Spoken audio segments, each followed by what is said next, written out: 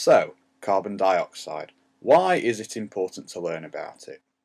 Well, it's a product of one of the most important chemical reactions in the world, combustion, which is how a lot of people in the world heat their homes and power their cars.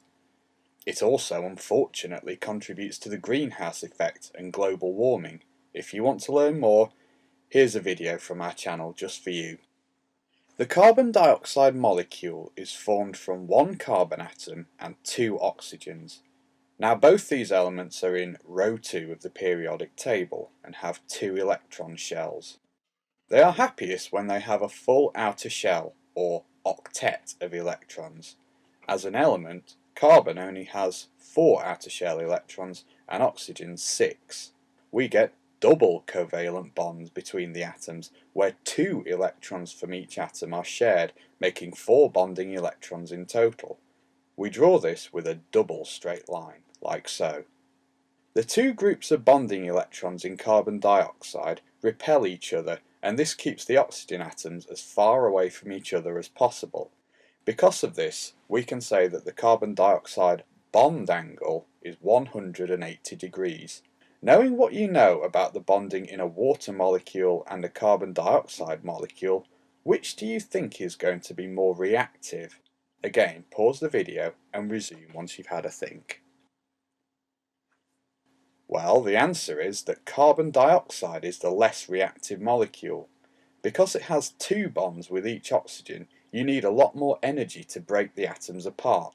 Think of the covalent bonds as thin wires. To cut a bond between carbon and oxygen in carbon dioxide, you'd need to cut through 2 wires, which would take more effort than just cutting through 1. Its strong double bonds make it very stable, and so whenever there are stray carbon and oxygen atoms flying about, they love to get together and form carbon dioxide. But in one way though, carbon dioxide bonds are similar to water bonds, so here's a final little challenge. Can you think what this similarity might be? Here's a hint. Oxygen is a very electronegative element, but carbon much less so. Pause and resume once you've thought about it. The answer is that, like water, the bonds are polar covalent, making the carbon atom delta positive and the oxygens delta negative, although unlike water, carbon dioxide is not a polar molecule overall. Its linear geometry means that the 2 polar bonds effectively cancel each other out. So, did you work that one out? Let's sum up. Carbon dioxide is made from 1 carbon atom forming polar covalent bonds with 2 oxygens.